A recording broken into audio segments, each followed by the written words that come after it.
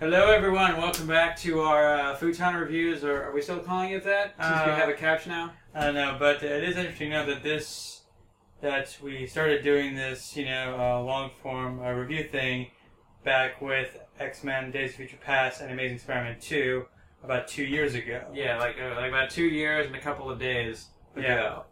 Yeah, so we've been doing it with every superhero movie ever since. Yeah, well, except for Deadpool, because I think the verdict was pretty much out on how wonderful Deadpool was, and I don't think we could have added much to it. But other than that, yeah, we've hit all of them. So today and now we're back where we started with the X-Men. Yep. So today we are reviewing X-Men Apocalypse. Yeah. Which forms basically the third part of this, X-Men in the Past trilogy that we've had going here, starting with First Class and continuing 2 years ago with DOFP. And I don't know if concluding here, they have already greenlit another one set. Get another 10 years later. Yeah. But they kind of round things out here. Yeah. Particularly with Xavier Magneto's relationship. Well, they try to. Yeah. And it's a shame because this is getting a lot of kind of mixed reviews. Yeah. New I think has a lower Rotten Tomatoes score than X3, which is messed up because this is a lot better than X-Men 3. Yes. This, like if you take First Class and the previous film, this overall makes a much better trilogy than the first trilogy. I think that this film, even if it's the worst of the three, it's better than the first three. Mm-hmm. Better than all the first three movies? Oh yeah, better than the first one and the second one. Wow, okay. Yeah, I enjoyed it more. So let's see. Let's talk about the good qualities. Okay. So, a lot of the action scenes are really good. Yeah. Probably the best one is a sequel to the best scene from the last movie, which is the Quicksilver Sequence. And that's when the mansion blows up. We'll get more into that. Yeah. Quicksilver just happens to show up at the right moment and blazes through the mansion and gets everybody out of harm's way, which is great. And I wish, right after that, if they had made more of that, it's like, dude, you're a rock star. Yeah. Look at all these people that would have died if you hadn't showed up. Instead, once they get out there and everyone sees Mystique has reverted to her default form. Yeah, they're more kind of looking at him than the guy who just saved all their asses. Yeah, that's a little weird. And also the fact that the one guy that Quicksilver didn't save was Havoc. Yeah. Let's see here. The opening scene in Ancient Egypt. Yes, that was cool. That was fantastic. That was that was epic. But kind of like when the Mummy Returns, but it didn't have like the voiceover and stuff. It just really like how it got right into it, and we could understand basically what was going on, even though none of it was in English. Yes. That was cool. I wonder who could have done the voiceover. They probably just... we do have like a little philosophical opening bit from Charles talking about mutants becoming... thinking of themselves as gods. Yes. Yeah. I'm not sure if all the movies have had an interlude like that, but... and I guess, have they, fairly let everybody take turns doing the voiceover, or is it mostly Charles? I feel like it's probably mostly Charles. Yeah, as our chorus. Yeah, as our chorus, as our benevolent, arbiter of events. Whatever. What else is good? Let's talk about Apocalypse himself. Yes. And his look. And I will conclude that they absolutely released the wrong first image of Apocalypse for this movie. Because I remember when it came out, everybody said, oh, he looks all purple and wrinkly. He looks like Ivan Ooze from Power Rangers. Like, in the movie, he doesn't quite look like that. Yeah. I don't know if it was just a weird angle or it was weirdly lit or something. But in the final movie, he looks, bulky and broad and intimidating. He looks like Apocalypse really should look. Yeah. Maybe he could stand to be a little taller, but whatever. Yeah. And he's not purple. He's blue. He's that right dull shade of blue. Yes. And that's one thing I really liked about this movie. The next movies have gotten a lot of shit for not embracing some of the more kitschy comic booky elements from the series, like the costumes, like colorful costumes. But here, Apocalypse looks like Apocalypse, and he sounds like Apocalypse. Yeah. With Oscar Isaac, I remember when he was first cast, and I was like, okay, but does it really matter who plays Apocalypse, since he's going to have all this gack on him, and he's going to have a voice thing going on anyway? And the answer is no, it doesn't matter. Yeah, it's like, let's say that Oscar Isaac doesn't play the role well. Yeah. But you can't even tell that it's him. Yeah. Except at the beginning, except in the prologue where, he's just himself. And then they transfer Apocalypse into him. That whole, setting that up for later. Yeah. One thing that kind of distracted me throughout the movie was his teeth. Mm-hmm. Not that Apocalypse shouldn't have teeth, but I think that Oscar Isaac, I didn't realize his teeth were so distinctive and would stand out with him playing that role so much. Like you recognized him from his teeth? Something like that. Okay. I was distracted by his eyes. Like, his eyes looked too human. Right. So that was an issue. Until he used his powers and, they went white, which is always very cool. Yes. We were talking earlier about how now we've got this 20-year time span for these movies. The first movie was 1962, the second movie was 1973, and this is 1983. That's the year we were born. Yes. Hey, awesome. So, and I get the sense that they do this because it's kind of appropriate, including the part where the X-Men don't really age through this, because it's kind of appropriate because the comics are sort of like that. They're kind of gliding through different eras, commenting on current events as they go, but the characters don't ever really get much older. But of course here, when they're tying it to real dates, we're going to notice. Yes. And the filmmakers don't want you to think too hard about that. It's patently clear. So everybody who's in the first movie, which is a decent number of characters, are 21 years older now than they were when they started. Yeah. And even though the actors are only about 5 years older. Yeah. So if this took place 10 years after First Class, I think it would make sense. But then we wouldn't have all the fun playing in the various decades that we've had so far. So I do want to do a whole separate video where I try to figure out exactly how old all of each of these characters presumably are at this point, and also how old they would have to be in the original movies. Just kind of guessing at the dates, because those are all set in the not too distant future. Those don't tie anything to specific dates, except for the future part of Days of Future Past, which since they're going back 50 years to 1973, then those guys are in 2023. I really like how episodic this one felt a lot of the time. Like it was 4 or 5 episodes of a TV show all tied together. Yeah. I can totally see, opening a season the way they open this movie with setting up Apocalypse, and then the first episode ends with the mansion exploding. Yeah. It's like, oh my god, everyone's dead. And that's your cliffhanger. You see Cyclops, you see Scott and the gang drive up in their car and, seeing what happened. And that's your cliffhanger. Yeah. And then you open the next episode, rewind a little bit, and Quicksilver arrives and rescues everybody. Yes. And then, yes. Right. This happened a few times in the movie, particularly in that scene where we have this big dramatic moment, and then we immediately cut to a funny moment. Yeah. In this case, when the mansion is blowing up, and then the Eurythmics starts playing, and we got Quicksilver doing his thing. Yeah. And he's so before we got a chance to really feel, oh my god, the mansion's blowing up and everybody's going to die, it was like, oh no, never mind, it's fine. It's fine. Yeah. It's fine. Pietro's got it. And he's like having fun. He's rescuing people from a fiery death while he's, dancing around and moonwalking and just kind of enjoying himself. Yeah.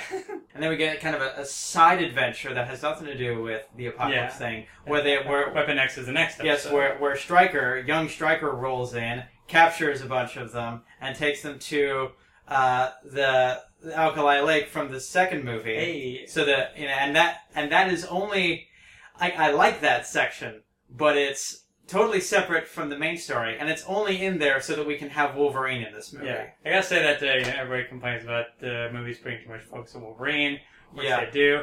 I think that Wolverine was in this movie the exact right amount. Yeah. It's like, okay, if he's gonna be in this movie, it makes sense for him to be in it this way and do this much. Yeah, that worked. As for that moment where they open up and there's a huge build-up to it, where they open up the stone cage, and Weapon X steps out, and as they pan up from his feet, I'm like, please be wearing the helmet, please be wearing the helmet, please be wearing the helmet, please be wearing the helmet, yes! Because that's such an iconic image from the comics and from Wolverine's backstory is the image of him, at Weapon X, where they're, doing all kinds of tests on him. They got him in the helmet, which is either for mind control or virtual reality or training or something. Yeah. I'm a little confused about its purpose, but it's a great visual. And I wish they had stuck to that little by including the visor. They got rid of the visor so that we can clearly see his face. Yeah. And I don't think they need to do that. It's not like we can't tell that it's Hugh Jackman under there. Yeah. It's nobody else has played Wolverine except in the prologue of X-Men Origins, which doesn't count. And that would make the reveal later even better when Sansa Stark, removes the helmet and we can see him and he's himself again a little bit. Yeah. We should have gotten that in X-Men Origins. Yeah. They spent that whole movie giving us not that. Another reason why all the other movies are determined to ignore and overwrite that movie. Yeah. Including this one, because I think Stryker is officially as old as he was supposed to be in that movie. We got a bunch of new cast in this movie, a bunch of new additions. And it looks like, they're trying to, build up a real, colorful X-Men team, whereas before, in First Class, they had a few holdovers who were the older characters from the original movies, so they're younger here, and then they introduced a bunch of second stringers to fill out the ranks. Yeah. And then in Days of Future Past, the past part, they don't really bother putting together a whole team. Right. It's just kind of whoever's left, and then the whole gallery of X-Men is in the future part. Yeah. Now in this movie, they're like, okay, it's just here still in the past part. Now we got to put together not only a colorful X-Men team, but bring in everybody else from the other movies that we haven't brought in yet because they're old enough now. Yeah. So we have now we get the real heavy hitters like Cyclops and Jean and Storm and Nightcrawler. And so all the senior class from the first movie is now here in this movie. We also got Nightcrawler from the second movie now in this movie. Yeah. He gets to join the X-Men 20 years earlier. Cody Smith-McPhee was great as Nightcrawler. Yeah. He was pretty much perfectly cast in there. Yeah. So immediately we see him as that is exactly how Nightcrawler is supposed to look 100%. Yeah. And I like how they gave him the Thriller jacket. Yeah. Which actually kind of goes along nice with his comic book costume. While also being very 80s. Yes. And also this occurred to me only when we were watching the second time, when Mystique, busts into this, cage fight match to rescue Nightcrawler, but she leaves Angel behind. It's like, why is she going to all this trouble for him? The obvious, of course, is because Nightcrawler is her son. Yeah. Although, which is never really brought up in the movie, which is a little weird. Yeah, it just sort of implied, I guess. Yeah. It kind of adds a little extra layer when she's talking to Quicksilver about Magneto being his father. Yeah. But, it gets to the point where this series is getting a little weird about getting to the family connections. Yeah. And there's another family connection in this movie that they really touch on. We'll get to that in a minute. Yeah. Let's see here, who else we got there? We got Alexander Shipp as Storm. I'm going to say it. Halle Berry was not a very good Storm. Even when they gave her good material, which was not often, she just never really felt like Storm to me. But Alexander Shipp, as soon as you see her, that is Storm. Yeah. Especially since we get to see her, when she's still, she's still in Africa, so she's still got the accent. And she's doing I'm stealing stuff, which is a big thing in the comics. Yeah. So we get to see that side of Storm finally. Yeah. And I love the accent that she put on. Mm-hmm. And we're in the first film when Halle Berry made this half-assed attempt at an accent. It's either do it or don't. Yeah. Some sequels she just didn't. And they did that thing that they do in all these adaptations where somebody has white hair. And it's got some mystical explanation behind it. Yeah, any weird quirk about a person has to have a big explanation. Suddenly, Storm got her white hair from Apocalypse messing with her powers. Xavier became bald from Apocalypse messing with him, and so on. And it's now my headcanon is that, okay, so Storm actually got her white hair just when her powers reached a certain level. In this case, Apocalypse just accelerated that. Yeah. But it also raises another point, which I might get into in my other video. The gang from the first three movies, did they fight Apocalypse in the past? I don't know the answer to that. It's possible that they didn't. I mean, the way that Apocalypse is resurrected here, or is awakened here, looks rather, accidental. The sun just happened to be shining into the cavern at the right angle, or something. So it's not like changes made to the timeline exactly. It's just something that... It just kind of happened. Yeah. I wish they could have... I don't know. interesting if it was like changes more. the timeline. I'm surprised they didn't go with that. Yeah. Like, even if they did, we would still have the ending of Days of Future Past where everything is fine in the future. Yeah. We have the other Horsemen, of course. Yeah, Talk about them briefly. even though Storm doesn't get like a huge amount of screen time, they don't even say her name. She's good in what she gets, but like she gets that privilege because we've seen her in the other movies. Yes. But then we have a new version of Angel, which is the biggest continuity cheat in the movie, because we got Angel in the third movie. They didn't erase that from continuity. He's just suddenly here. He's the same age he would have been there, and he's really only in this movie because it's an apocalypse movie, and we might as well have Archangel. Yeah. And they're just hoping that you forget all about the other one. Yeah. But like that was, even if his role in X-Men 3 wasn't huge, it was comic accurate. Oh yeah. The whole thing with his dad and everything. But then here he is. They just threw him into here and made him a Horseman, and then they bring in Psylocke as well. And there's a lot of publicity with Olivia Munn and how she was like fighting for more screen time and more fight scenes. But like this movie, those two, Psylocke and Angel, are like aggressively underdeveloped. Yeah. We don't get to know them at all. We know that Angel, we don't even learn his full name in this movie. Yeah. We know that he, was forced in these cage matches, and he drinks a lot. Yeah. And they also added his wings now have claws on the That was a elbows nice touch, there. I gotta say. Yeah, okay. The scene where, he becomes Archangel, it looks really cool. Yeah. But, because we don't know much about this guy, who is this not guy? invested in him as a character, the body horror doesn't really have any significant impact. Yeah. So that's kind of one of the, side effects of compressing these into movies, is that you lose character development, like, unavoidably. Yeah, but they could have given them something. Yeah. We could have spent a little time behind their motivation. Like, it's also, this has come up in a lot of reviews, it's not really clear if Apocalypse is just a really convincing cult leader type, and that's why they're following him, or if he's actually mind controlling them. Yeah. He doesn't seem to be mind controlling them. And yet oftentimes he might as well be. Yeah.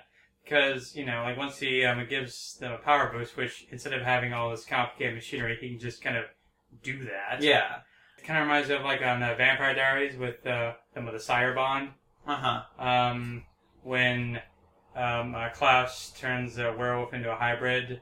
Now, even though they still have real personality, they're also loyal to him to a kind of unsettling degree. Yeah. But again, they don't really get into it. So once Magneto and Storm have their respective heel-face turns, it's not like they broke any kind of programming exactly. It's just, no, they realize that they just kind of changed their minds. Yeah, exactly. So that's kind of disappointing that we don't get to know the other two Horsemen better, because you finally got these characters into a movie. Let's use them. But instead, all of the character development and character exploration they have goes to all the characters that we already know. Yeah. If you want to see a great version of Archangel, watch Wolverine the X-Men. Yes. That's probably the best episode of that series. Yeah. Is when Angel becomes Archangel. Yeah. You managed to really get a powerful episode.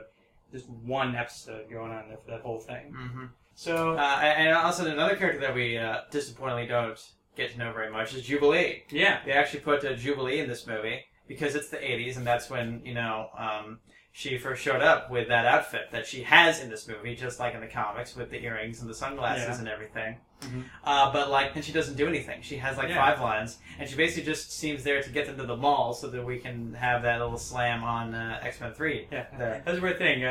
This whole scene where they talk about going to the mall, and then the only thing we see them doing at the mall is just going to see Return of the Jedi. Yeah. And then the next time we see them, they're coming back to the mansion. Yeah. We know that there was a deleted scene where they're going to the record store. Yeah. And there's these sort of a Dazzler cameo that we were all hearing about, and it's not even in the movie. Yeah. And again, why not have Jubilee in the movie more? Because we've gotten to know the other characters in the other movies. Yeah. The obvious way to do this is that when Stryker shows up and captures whoever he captures, just have Jubilee come along on that adventure too. Have her go along with Scott and Jean and Kurt. Yeah. And she doesn't have to do much, but it's why is she even in this movie if she's just going to sit on the sidelines once the action starts? Let's be real. This is the longest X-Men movie yet. It's 144 minutes. The longest ones before this were both 134, I think. And still, it's like they cut shit out to get it down to that length. Yeah, you know what? This movie actually has a lot in common with Age of Ultron. Funnily enough, it was almost called Age of Apocalypse, but they're like, no, we don't. That's too similar. Yeah. Because, like, they have to... There is a sense that they're trying to hit all these check boxes. We gotta get this moment that the comic fans will like, and you gotta get this moment and this moment. We gotta have... We have, like, way too many characters to deal with, and a lot of... And you're trying to weave in a whole bunch of storylines. Some of them possibly setting up for future movies. Yeah. Or hinting at stuff that we saw in the other movies that are set in an alternate future from this. Yeah. So you see the parallels there with them trying... This movie maybe suffers from trying to do too much and include too many things and too many people in it. Yeah. One thing that Age of Ultron has much more of than this movie is great dialogue. Which, let's talk about Simon Kinberg. Yeah. Who is credited as the screenwriter, while Singer and Kinberg and Harrison Doherty are credited with story. Yeah. Now, Kinberg writes like a producer. His dialogue in this movie is very like on the nose and very kind of stale most of the time. Yeah, it sounds kind of weird. There's a few line deliveries in this movie that just sound weird. Yeah, they sound like very first draft kind of thing. Yeah.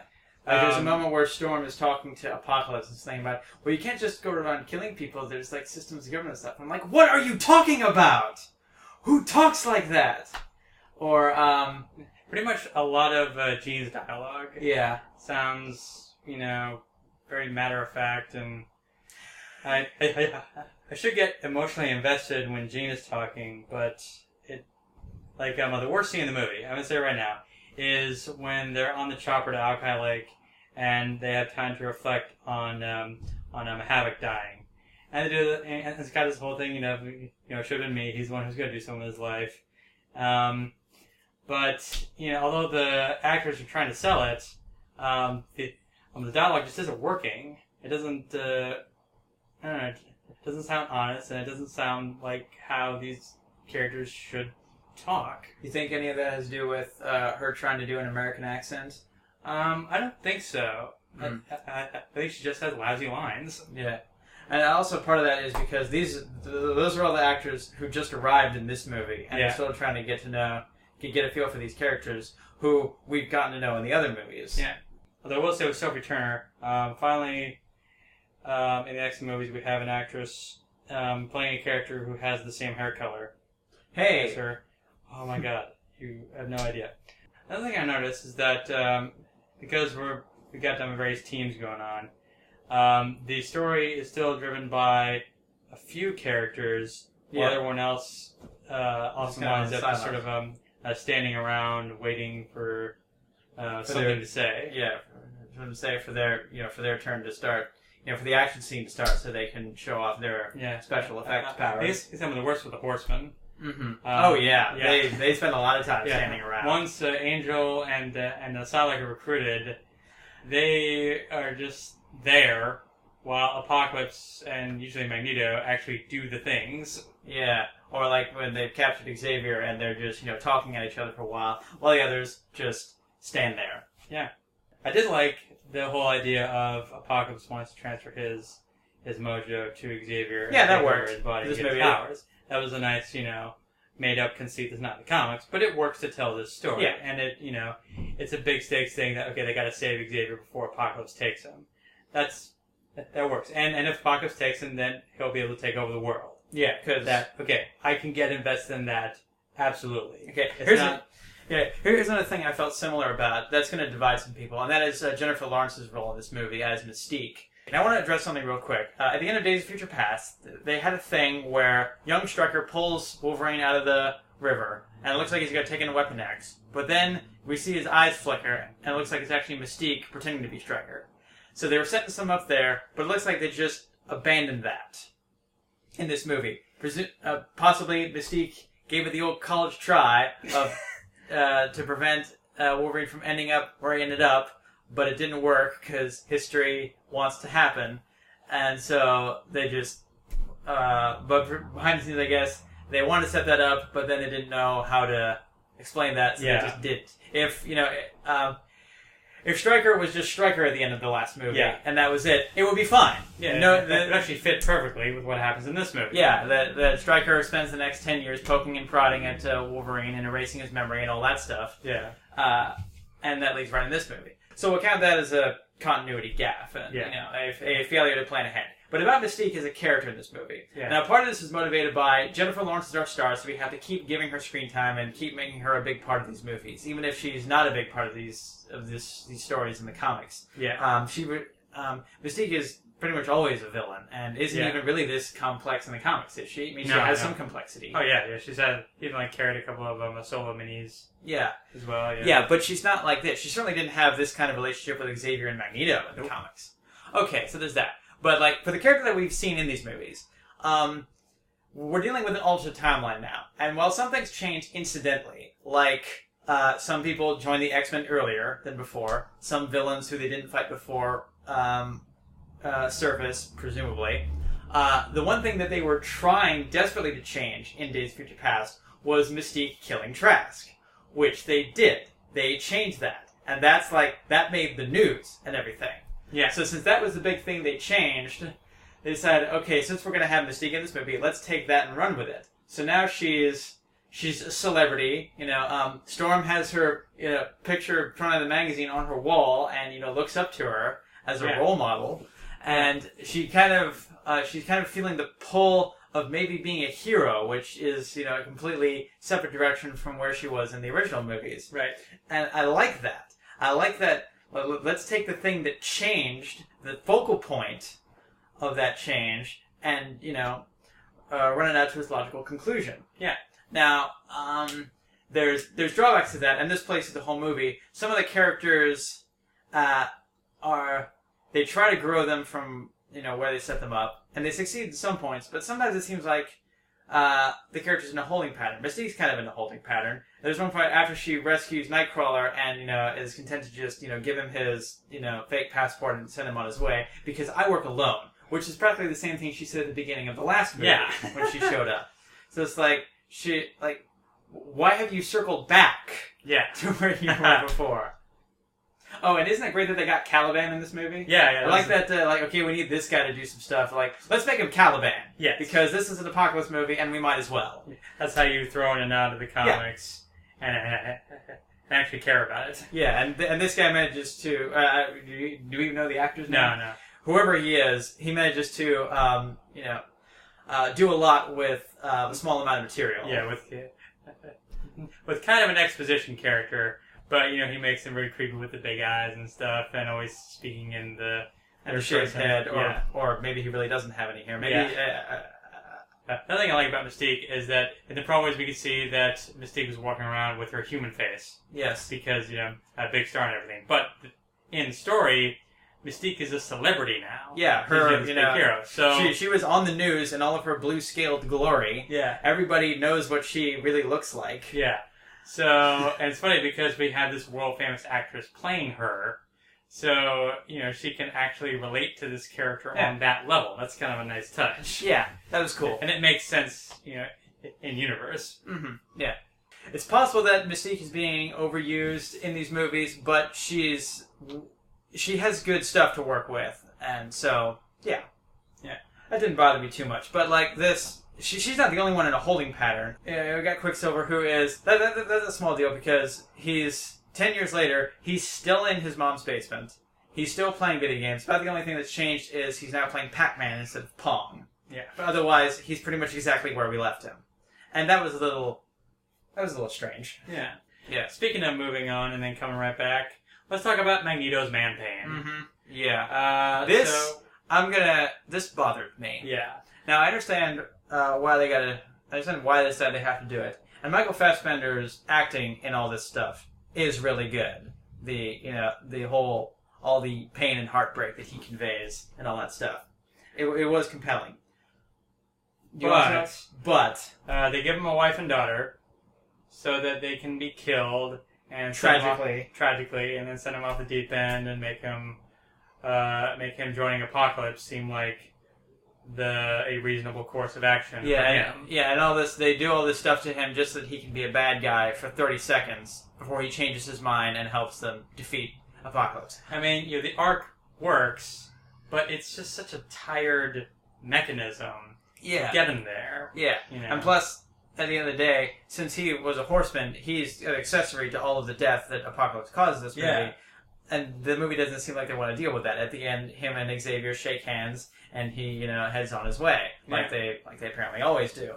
I would have why shouldn't he follow a similar path as Mystique? I would have been fine if just let him have the wife and daughter, and could they have made the daughter Lorna this time? If it was Lorna, then they wouldn't be able to just kill her off. Yeah, because this girl has power over animals or something, which helps that scene where she dies. But anyways, if he's just with them and just watching all the stuff Apocalypse is doing on the news and deciding, should I go and help them? He doesn't want to. He'd rather just stay with his family and, stay out of the action. Leave all that behind. Yeah. But his wife said, no, come on. They need you. Yeah. So it would kind of be more like Hawkeye in Age of Ultron. Yeah. In a weird way. I never thought Magneto could even potentially resemble Hawkeye in his character arc. Yeah. That's not what happens. Apocalypse is kicking the X-Men's ass, and then Magneto would show up to help turn the tide. Yeah. He still... He could show up the same way, too. Yeah. With, that awesome hell yeah moment of hitting the two beams and then making the big X. Yes! Yes! Yes, that would have been great. Oh, look who's here. But I guess, is it the same thing of, we got to keep...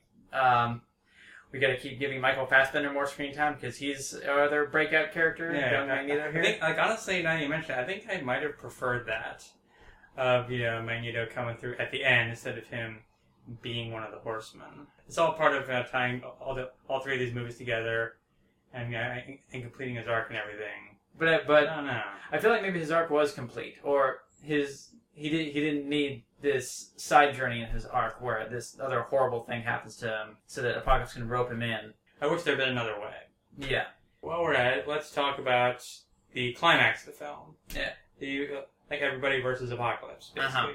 Yeah. Which is what I hope to see. It's, you want to see the X-Men fight Apocalypse? You get to see the X-Men fight Apocalypse and his Horsemen. Yeah. No, the one thing I wish they'd done differently is, I like how they had the X-Men versus the Hellfire Club in First Class. That was one of my favorite, team versus team fights, where it's kind of everybody it's kind of everybody versus everybody. But here they did more like what they did in the first movie and a lot of the other movies, which is kind of everybody picks their opponent and they just kind of square off with them. Nightcrawler fights Angel, Beast fights Psylocke, Jean and Scott fight Storm. Yeah. That's it. I would have liked to see them mix it up a little more. Yeah, because after the airport fight in Captain America Civil War. Oh, yeah. It would have been great to see the X-Men version of that. Yeah. That's what we should have gotten. Yeah. I want to see, some of the X-Men team versus team battle that is on the level of what we got in Civil War. Yeah. This doesn't... Could we get that in the next movie, please? I probably mentioned this before, but I always hated that we had to wait until First Class to get a proper team versus team mutant battle. We should have gotten that in the first movie. Yeah. Or in the third movie with, the X-Men versus Magneto's mob, which sucks. It's just them punching and clawing and kicking people. Yeah. And everybody's running around. Come on, show off teamwork, show off powers, give me something. Yeah. I thought this Brett Ratner was supposed to be good at this. Turns out he's not. Okay. Nope. Back in Deadpool, they lampshaded that the mansion gets blown up every few months. But Apocalypse is actually the first time on film that the mansion's been destroyed. Yeah, I suppose it was kind of inevitable. They just had to make enough X-Men movies before they finally did it. Yeah, exactly. The mansion gets invaded in the second movie, but that's not quite the same thing. Nope. And the mansion is blown up at least once in all of the cartoons. There have been 3 cartoons. Yeah. Yeah. But it seems to get attacked almost daily in the comics to the point where remember there was a period where they moved over to California and why didn't you guys do this a long time ago? Yeah, people love mutants in California apparently. Exactly. Yeah, but what happens is some Havoc missing the bad guys and hitting a thing that's a real safety hazard, isn't it? Yeah. I see that some people didn't like that. Instead of Havoc carelessly blowing up the mansion by mistake. If he had actually hit Apocalypse, but Apocalypse like redirected the shot, Yeah. that might have worked a little bit better. But yeah, safety hazard. I can imagine that I assume that was the generator or something. They never really set up what he hit, and even if it has some kind of protection, some kind of casing, it probably wasn't designed to withstand a full power blast from a Summers brother. Oh yeah. So we'll allow that, I guess. Yeah, I'll allow that. And it gets into the Quicksilver scene, but we lose Havoc. Havoc is now cannon fodder.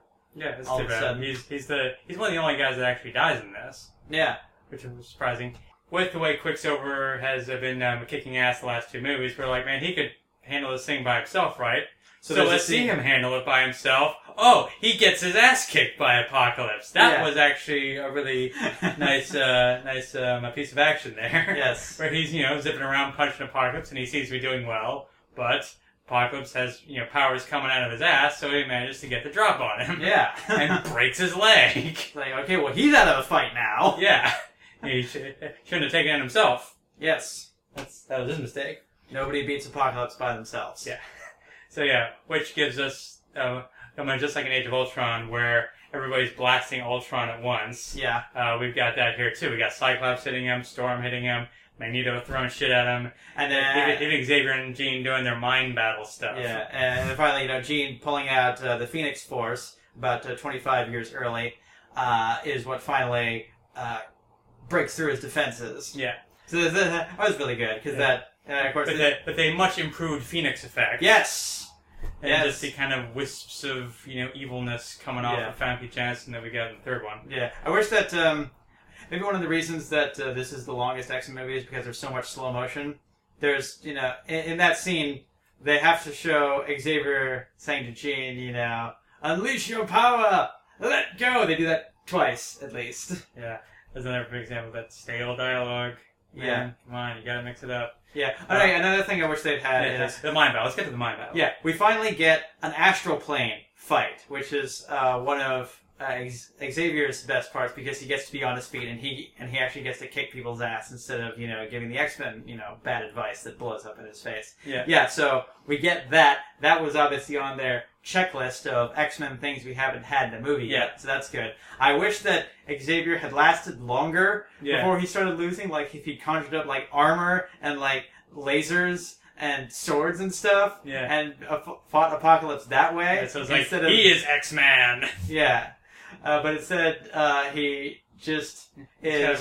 punches him a bit until Apocalypse grows really big and starts throwing him around. Yeah, that's how they decided to have Apocalypse growing, is he does it in the astral plane instead of in the real world.